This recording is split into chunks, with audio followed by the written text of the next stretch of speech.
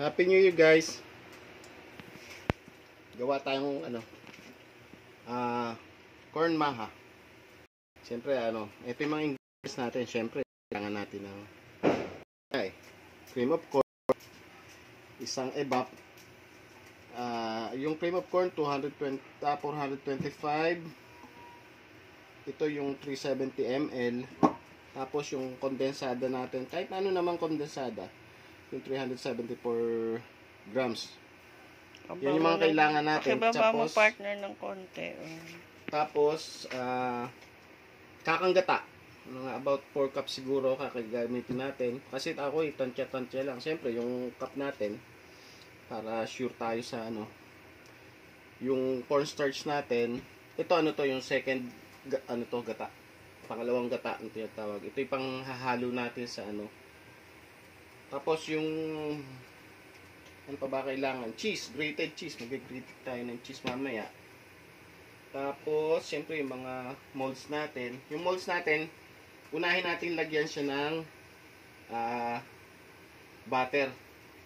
Kaya natin siya unahin lagyan ng butter kasi once na naisalang nyo na at natapos yung maha nyo, mabilis siyang tumigas. Kaya magagahol kayo. Kaya unahin nyo nang maglagay ng butter.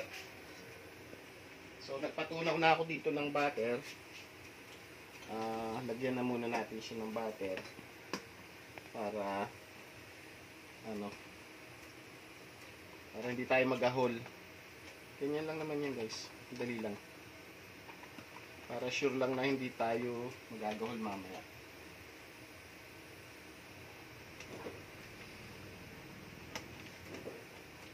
Ayan, lagyan natin ng butter. Kaya naman kailangan ng butter diyan na tinunaw para mamaya yung ilalagay nating corn maha hindi siya malikit. Yun naman yung reason niyan. Tsaka syempre dagdag lasa na rin, di ba?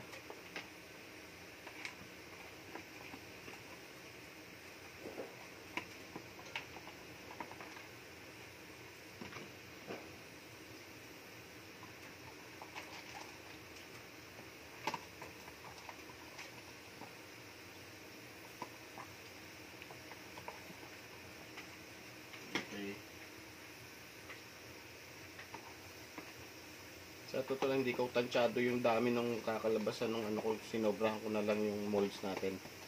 Siguro medyo manipis para mas marami. Para mas maraming lagyan. Okay. Next natin yung ready natin yung bibitin muna. Ready natin yung ating cornstarch.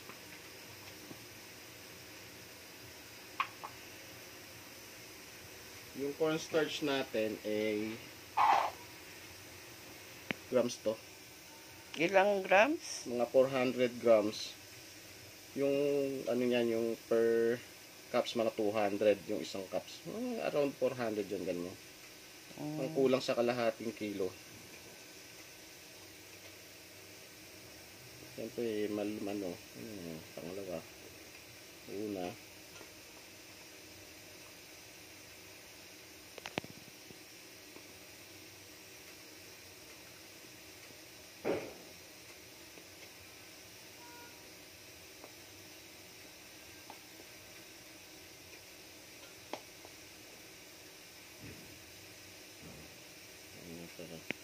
Tapos, next na?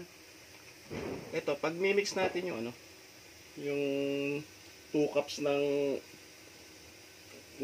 cornstarch sa sa 2 cups din na pangalawang gata. Pwedeng milk yan. Pwede itong milk. Mas masarap kung milk, syempre. Kaya lang, syempre, medyo diba? Optional lang mo yan? Hindi naman siya. Yung iba nga, tubig lang eh. Since meron naman tayong pangalawang gata, sayang naman, di ba? So, pwede daw yung guys, yung pangalawang gata, pwede din yung gatas na malabnaw. Mas masarap kung yung gatas, yung fresh milk. Fresh milk, pwede pala yun, guys. Mas masarap kung yun. So, pag natunaw nyo na to, at wala na siyang buo-buo, Pero mamaya haluin nyo ulit bago nyo gamitin kasi magkakaroon yan. So set aside muna natin ito sa later na. Sayang naman yung natirang butter.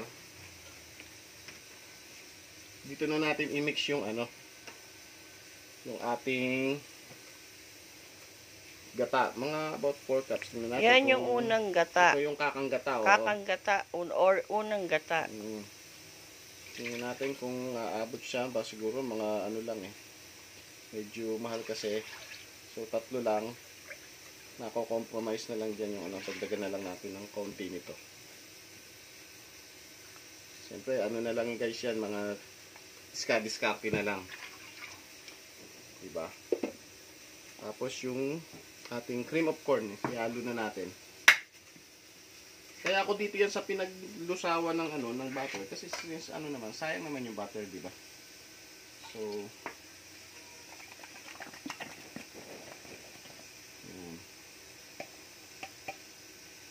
So guys, sinalo niya yung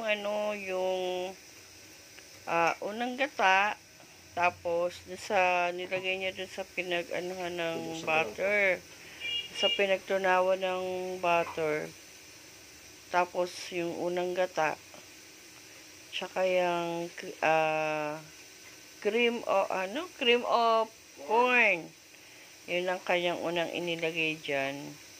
So ngayon, binuksan lang niya yung ilalagay niya ulit. So waiting lang tayo. Guys, lagay na natin yung ating condensed milk. Yan kahit anong klaseng condensed ba? O may specific? Kahit kung ano yung kung ano yung mura sa inyo. Kung ano yung gusto nyong lasa or anong available, kung gusto nyo ba mura o gusto nyo yung mahal. Nasa inyo yan guys. Tapos meron tayong evap naman na ilalagay. Ayan.